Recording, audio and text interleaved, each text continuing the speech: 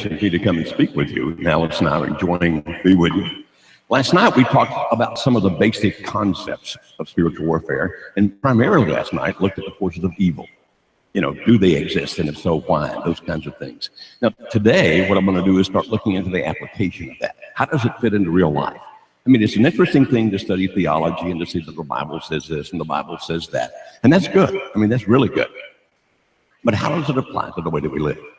Now, we're going to start with the book of Job, and for some reason, you guys seem very interested in that anyway.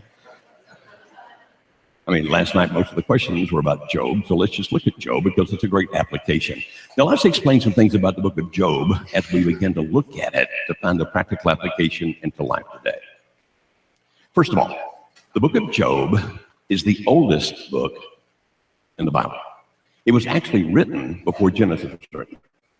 Genesis talks about a time before Job because Genesis talks about the creation. But Job was actually penned before Genesis was written. We don't know who wrote it.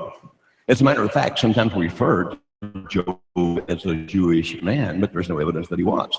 He was a man of God, there's no doubt about that, but he could have been a man of God actually before Abraham, which meant that he wouldn't technically be a Jew. And when we read the story of Job, we understand that he really was a true human being. He really did exist. The New Testament refers to him as well. But the book of Job is different than most other books in the Bible. You say, what do you mean? Okay. We know that sometimes the Bible speaks figuratively. For example, when Jesus referred to King Herod, he said, Herod is a fox. We look at that and we go, well, that had to be symbolic. We know that he really wasn't a fox. He was a human being. And we know that sometimes that's the way we explain things. We do it by illustrating. We also know that books like the book of Revelation is written in strong symbols, or that the numbers become important and the various things going on there important. And we know that Revelation was written symbolically because it was written at a time when the Christians were being persecuted and they didn't want the persecutors to understand all of the message. And so therefore it was in code, if you will, so that the believers understood it, but the unbelievers didn't. Now, when we get to Job, it's a little different than that, but it's also written not as a fact by fact thing like a newspaper article. It's actually written as a docudrama. You say, what do you mean? When you start reading the book of Job, you go to the first two chapters and it's written in prose. And then you get to chapter, what is now we call chapter 3, all the way through the last half of the last chapter is written in perfect Hebrew poetry. You say, well, what do you mean? Well, you know that people don't talk in perfect poetry, right? I'm sorry, I thought I asked you a question. Do people talk in perfect poetry? No, they do not. And so by the way, it reminds me, I used to live in Augusta, Georgia, and we had some famous people that lived in and around Augusta. One was named James Brown. You guys ever heard of James Brown? James Brown. You know what I'm talking about, right? Mr. Brown was an interesting guy. I knew him. And every year in Augusta, when he was alive, they would have a big bash where that celebrities would come in and they'd have a big birthday party downtown in a big auditorium for James Brown, and so various celebrities of various kinds. Now, I was flying out the day after one of his birthday parties, and back in those days, I flew all the time. So Delta almost always put me in first class, even though I didn't buy it. They put me there because I was flying so much. And so I'm on the plane, and we're getting ready to close the door when the limousine pulls up to the plane. And I realized, oh, wait a minute, it's going to be one of those celebrities from last night. And so this guy gets on the plane, and there's only one seat left in first class, and it's next to me. And I think, I'm going to get to meet the celebrity.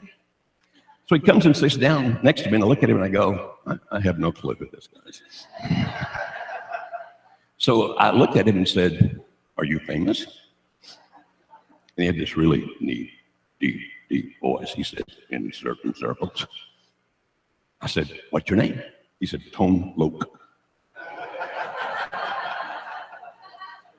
I had never heard of Tone Loc, so I said, what do you do? He said, I'm a rapper. I couldn't help it. What do you rap?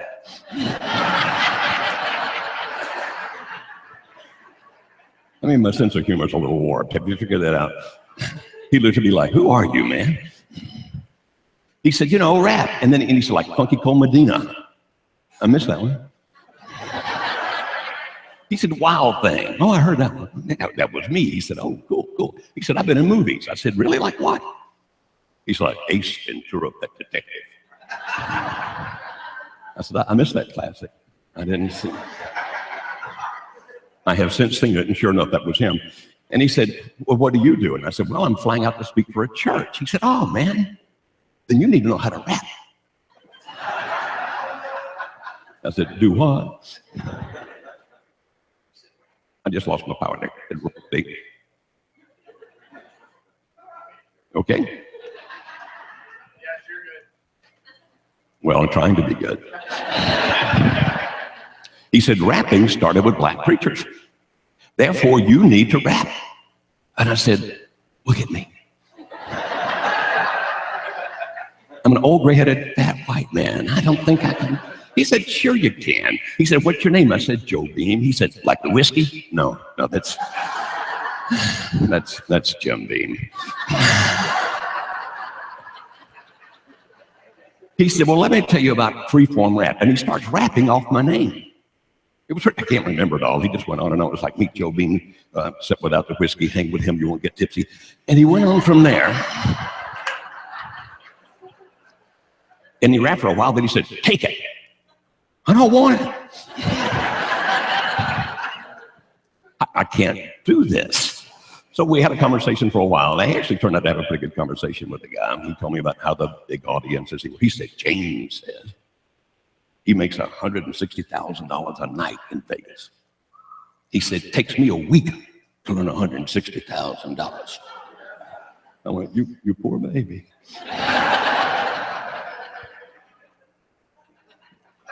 We then started talking about his children, one on each coast, and how he didn't get to see them much, and it actually became a pretty good conversation. So we got to Atlanta and changed planes. We got off the plane. I said, aren't they going to whisk you away in a limo? He said, people don't recognize me. So we walked out of the terminal. He turned one way and I turned the other. Said, goodbye, Mr. Beam. I didn't know what to call him. Goodbye, Mr. Loke. Goodbye, Mr. Tone. I just went, yo. You say, what's the point of that story? The point of the story is that there are people who can do poetry, but most of them don't talk all the time in poetry. And so when we read this book, and we read that almost all of it is written in perfect poetry, we understand that those people didn't talk that way. You say, so what does that mean? It means I'm having trouble with this microphone. It means it's a docudrama. You say, what do you mean? It's telling us a true story, but in dramatic fashion, actually in poetic fashion. You understand what I'm saying? And so when we read the book of Job, we don't read it like we read the book of Acts. We say, okay, can I get a different microphone, perhaps, gentlemen, because it's driving me nuts.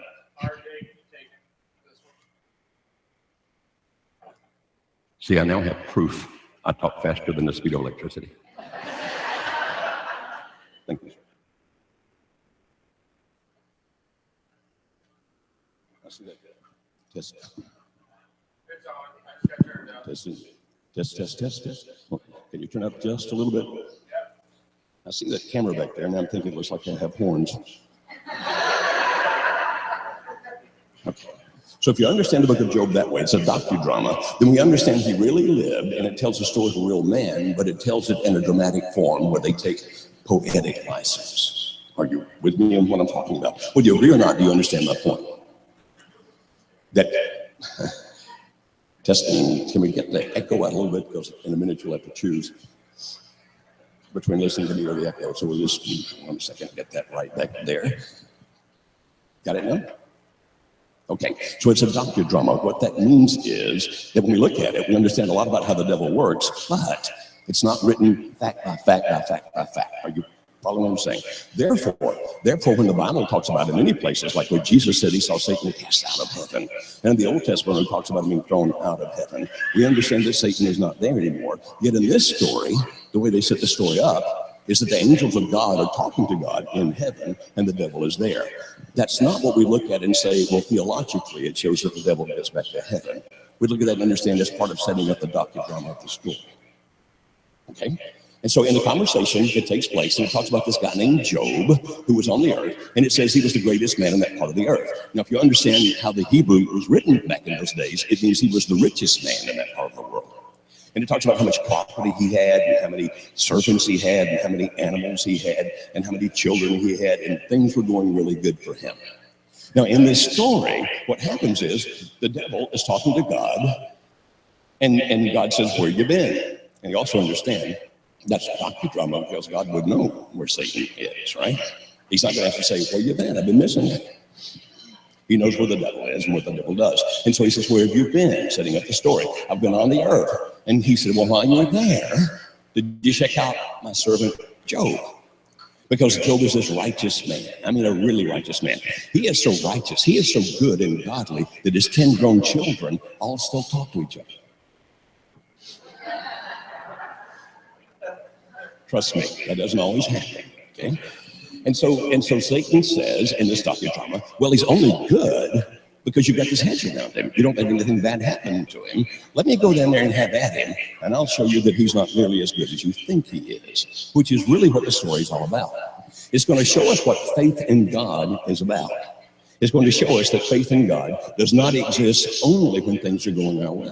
As a matter of fact, I would even dare to say that if things are always going your way and you claim to have faith, you don't really know if you do or not. Because if things are always going your way, where, how, and in what way would you know the reality and viability of it? And so in the story, as you know, what happens is this. The devil comes down and he does something very interesting. Now, you may remember that last night we talked about that in Hebrews chapter 1. It says the angels can be wind or fire. Remember that? You can go put that passage up for yourself. And so what happens is this. In one night, all kinds of terrible things happen to Job in one night. So what happens? A big storm front comes through and a great wind begins to kill. As a matter of fact, all 10 children are grown. They're having a dinner party. The wind hits the house and blows it down and kills them.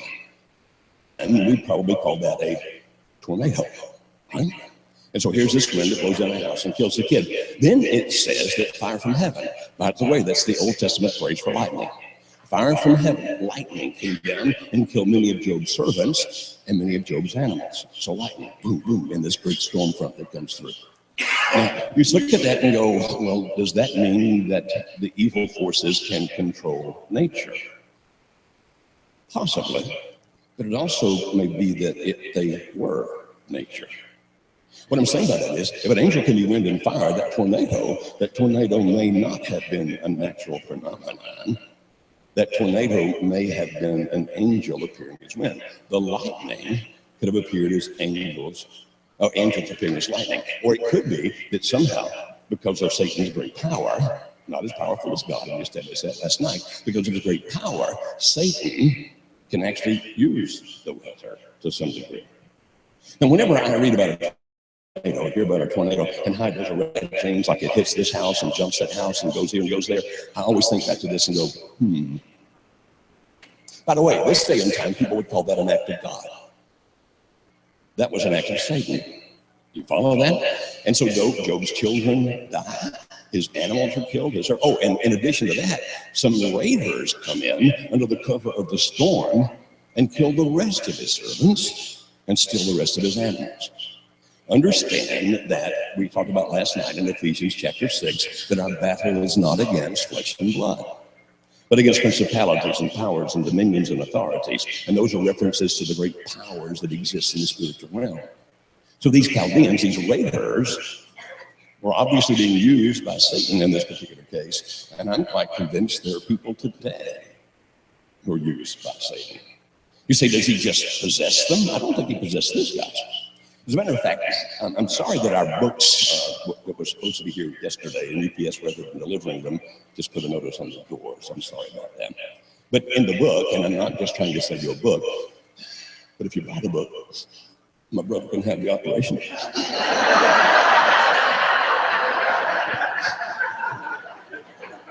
He hates that joke. It's just in the book I can give a lot more detail than I give here, if you choose to get the book, when they ever show up, okay? Now, you can find there also the passage after passage that talks about how the devil influences people. Like, for example, in the Old Testament, David on one occasion numbered all the fighting men in Israel. By the way, that normally wouldn't be a bad thing. I mean, taking a census, knowing what you have is not a bad thing. But in that particular context, you'll find that God got really mad at David because David did it out of pride rather than just trying to defend the country. And God was just sick and tired of David's pride. But you'll find an interesting verse there. It says that Satan incited David to do that. Do what? Somehow the devil was able to take advantage of, and by that tempted David into doing it. He sometimes incites people. You say, how does he do that? I think mostly through circumstances and situations. Now, I'll talk about that in the second hour, about how he does that. But understand that these bad guys that come in and do the raiding are sent by Satan, but they likely don't know that they are. Whether you agree or not, you get the point. Okay, that was a bad night, wouldn't you think? Because in the morning he wakes up, his children are dead, which is the biggest loss. But also all of his servants and his animals are either dead or gone, and all he has is land. And that was back when oil didn't matter. Therefore, he went from being the richest man in the world to one of the poorest men in the world overnight. Now, why do you think the devil would do that to him? Let's go a step further. His wife got very upset about it. I don't blame her. We're going to come back to her in a minute. Job stayed with God.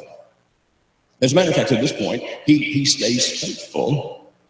And so in the docudrama, just before we start the poetry now, the devil goes back up and talks to God, and God said, basically, see?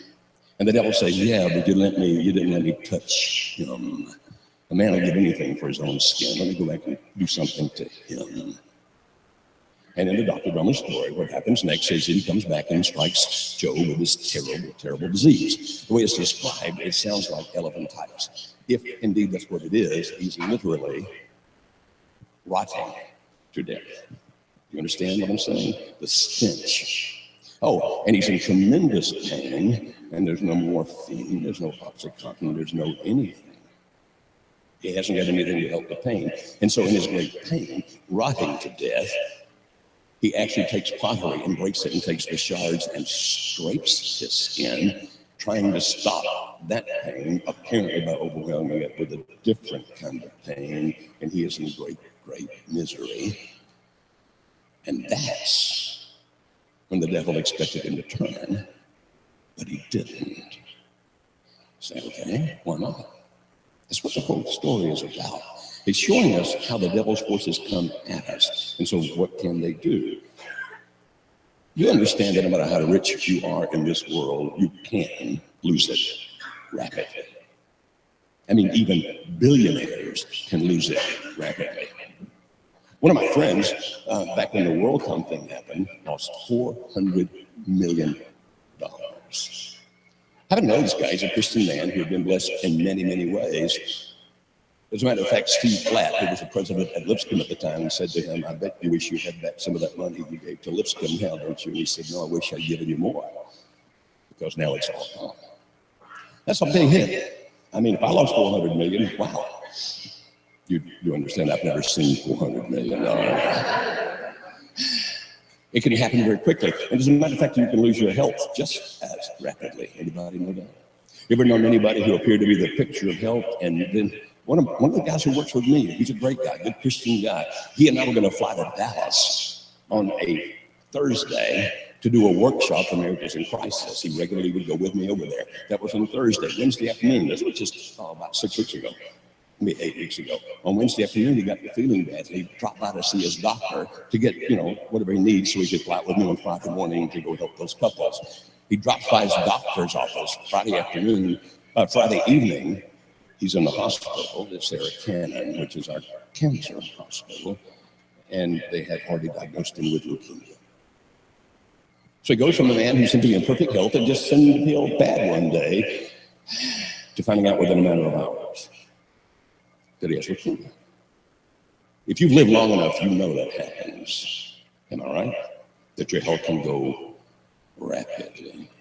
So we look at all this and go, well, okay, but those things happen. Yeah, but in this picture, what he's telling us is that when these things happen, what the forces of evil want to occur is for us to blame God. Are you with me? So that his wife actually says to him, why don't you curse God and die? Now, I've heard preachers give her a bad rap. Like, boy, what an evil woman. I don't think so. I mean, I really don't. Why was she left alone? Because her faith was not as strong as Job's. But let's look at it from her standpoint. For you women who have borne children, for you women who have delivered to that painful process we call human birth, and then in ecstasy you counted the fingers and counted the toes, and then you suckle that child at your breast, and then you raise that child through infancy, and then in the toddlers where they go through the terrible twos and even worse terrible threes, and then the even worse teenage years. And as they've gone through all that process, you've watched them grow up, and you've prayed at night about their health, and you've prayed about their future, and you've seen their various gifts and talents and abilities, and you begin to picture what this one might be and what that one's going to be, and you start thinking about when they marry and the grandchildren you're going to have, and then in one night, they all die. And you have to bury all 10 of them at the same time. Do you think that might affect your attitude just a little? This woman was in pain. She wasn't an evil woman, she was a hurting woman. But sometimes it's in our hurt when we discover that our faith is more difficult to hold on to than we might have thought. And so in that, she says to Job, why don't you curse God and die? Now, could the devil predict she was going to do that? Maybe in the sense that if you watch somebody and know somebody, you can kind of predict what they're going to do in certain situations. I mean, you've seen that, right? You can't predict with 100% accuracy, but you think if this happens, he or she's probably going to do that. My guess is that's what they did with her, that they watched her. They knew that she was weaker. They knew that she had that deep mother's love that was going to be decimated. And the reason they didn't kill her was because they wanted to use her weakness against him, and therefore them. By the way, you think that tactic still occurs? You think that there are families that are attacked through the weakest family member? I mean, have you seen the families where a good, godly Christian woman brings her children to church and teaches them about God and sings the songs with them, where the husband has little no interest in God whatsoever, where church and kind of lives his own life, and as the kids get older, daddy begins to have more influence on them than mama, maybe, so that they begin to drift away from God, not because their daddy wants them to be bad, but because his spiritual weakness affects them. You think that happens? Or maybe a good Christian man doing his best to raise his children as he should, and his wife begins to feel lonely somehow and allows herself to be set up into some kind of temptation, although she doesn't see it coming, and then walks in one day and says to him, I'm in love with this other guy. Oh, I'm convinced that God sent him. And so I'm divorcing you and I'm going to be with him. And the children? No, you should never stay together. For the children, they're resilient. They'll be okay. You think that happens to them? Oh, by the way, the thing about the children, hogwash. Or if you prefer the King James, hogwash. We know the effect it has on the kids, but people will be so selfish. I'm quite convinced that one of the most effective tools of Satan in our world, particularly in the United States of America, but in our world, is to use the one in the family who is spiritually weakest. Oh, and by the way, it can be the teenager who begins to struggle with various things in his or her life, and through their struggles and being involved with one thing after another and drifting further away from God can actually affect the entire family. So it's not just mom, it's not just dad, it can be the kids. You understand that if they can come at you to the weakest family member, they will. That tactic was what they used then. That tactic is what they use today. And think about it. Our own weakness, not just used to destroy families, but sometimes used to destroy churches. Would you agree or disagree?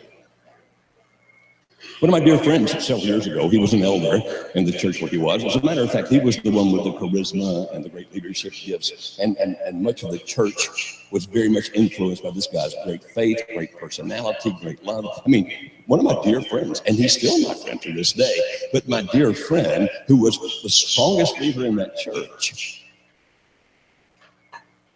left his wife to be with another woman. You understand the Bible calls that adultery. You understand that that's one of the big 10, right? You've heard of the Decalogue, the 10 Commandments.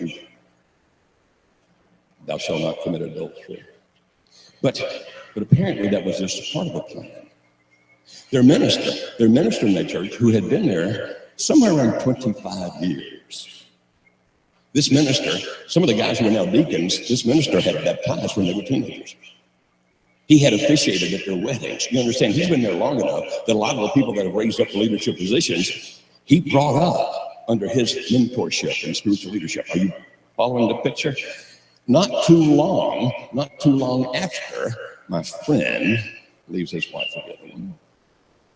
Oh, and by the way, the church also started a building program, which put it in a lot of stress and in a situation where they were more liable to destroy themselves because of the financial pressure, etc. That's when the minister was arrested. And they discovered that he had been soliciting young men in public restrooms. Some newspaper reporter got very enterprising and began to look around and found out that this had been going on for years. But in different towns, the minister would go over there and get arrested, go over there and get arrested. But he was never put in jail. Nobody ever knew until the church was in this great financial stress and their charismatic, wonderful leading elder had fallen, and then it gets exposed. Can you see how brilliant that is? So I actually said to my friend who had been the elder, the man who had left his wife, we were having coffee together, and I looked at him and said, how does it feel being used? He said, what do you mean? And I went through what I just went through with you, and I said, the only person that could have held that church together and pulled it out of this mess was you. But they took you out of the picture first. Well, they didn't make you commit adultery. Actually, the next hour I'll talk about how they can incite, tempt. They didn't make you commit adultery, but you fell. And now you've been taken completely out of the picture. And now they expose them after all these years. Now they expose them. How does it feel?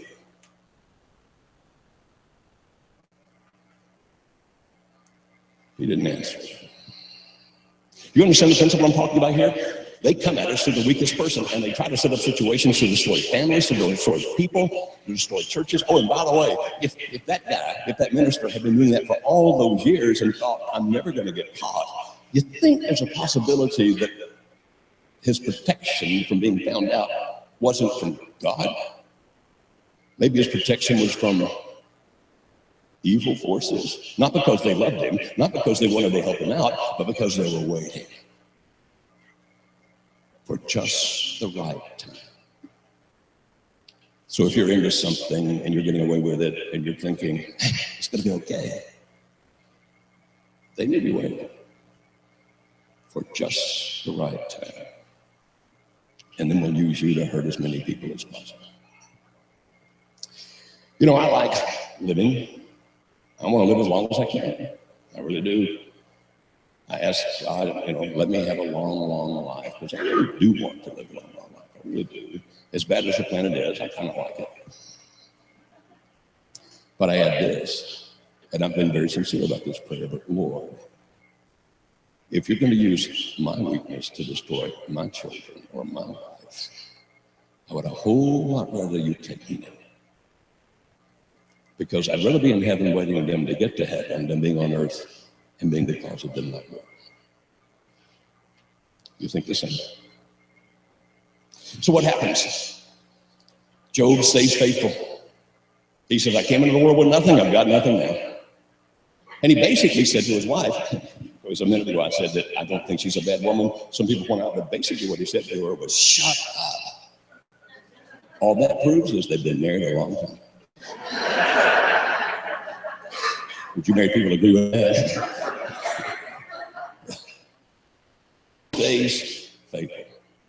You say, so you think that those things could be used against us today? I'm not convinced they are. Think about it this way. Suppose last night you'd come here. We were studying about spiritual warfare. And so far we've talked, now tomorrow we'll talk about the good side, God's side, what he does, okay? Don't stop halfway through. Don't just stop and going, oh, the bad guys are going to get us all. God's actually in this too. So we'll talk about that tomorrow, all right? Here last night, and then you left and you went home. And on the way, just as you got near, you saw the fire trucks and they were stopping you, and you realized that was your house on fire. And so it burned to the ground. And today you go by the bank to try to get some cash, and they say, wow, there's been some kind of a malfunction, and your accounts have been locked and you have no money. So now you got to find some place to live, you got to find some way to eat, all these bad things. Do you think it might cross your mind? But I was at church. I thought you were supposed to bless me. You think that would cross your mind? I'm taking you by the fact that you're up here. It's question time. Is that clear? I can't hear. You just move around a lot.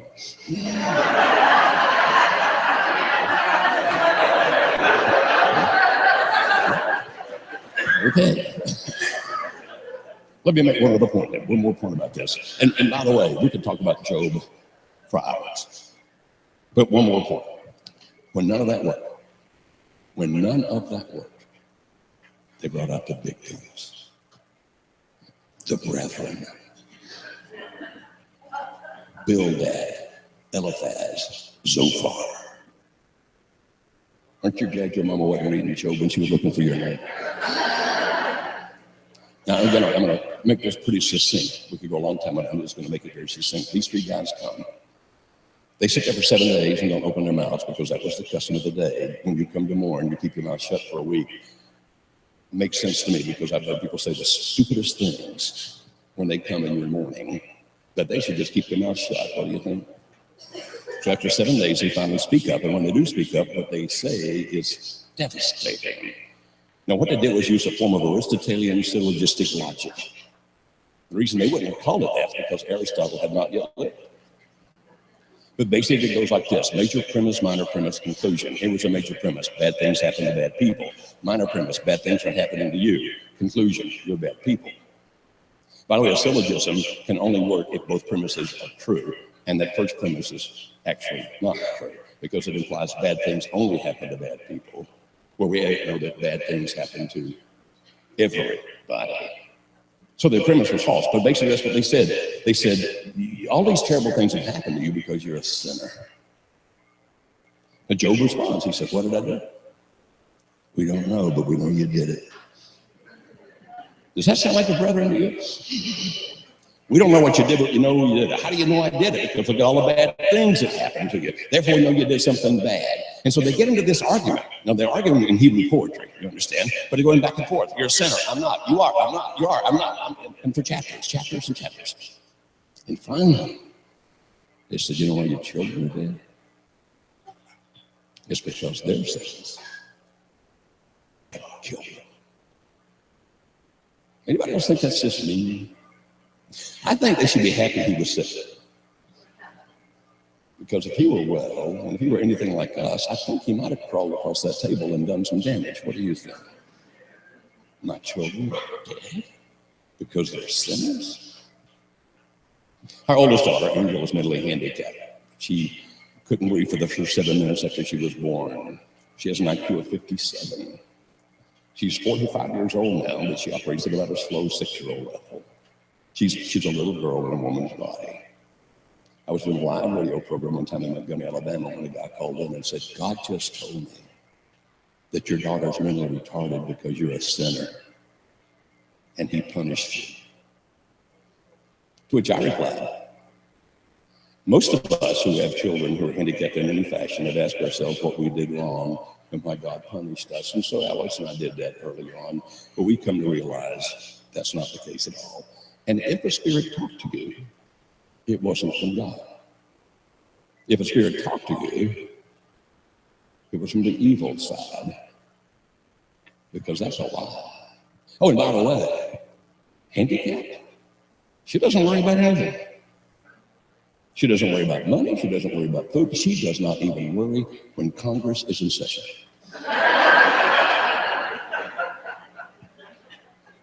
She's got it made, and no ugly boy's taking that one away from me. You understand? Well, my other two sons-in-law aren't that ugly. Actually, they're great, fine young men. And the next life, she gets a body that's not handicapped. And so I look at this and go, don't even try. Don't you understand that sometimes the worst thing that can happen is that the people who are supposed to be on your side instead become the ones who attack you? David, I'm paraphrasing, but David said it like this: if it had been an enemy, I could have stood it. But it was you, my friend. Actually, I said my brother. We had gone down to the house of God together. Is there any worse pain than being turned on by somebody that's supposed to love you and that you love? But does that happen?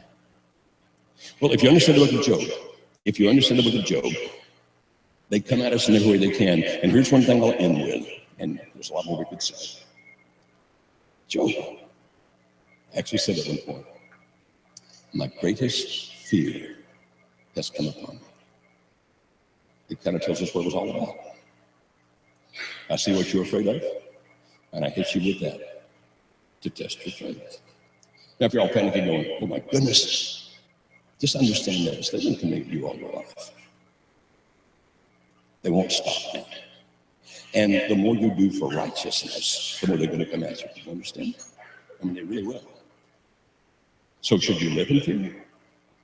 No. Faith casts out fear. And we'll talk more about that actually tomorrow. I think I'm going to go time. I apologize.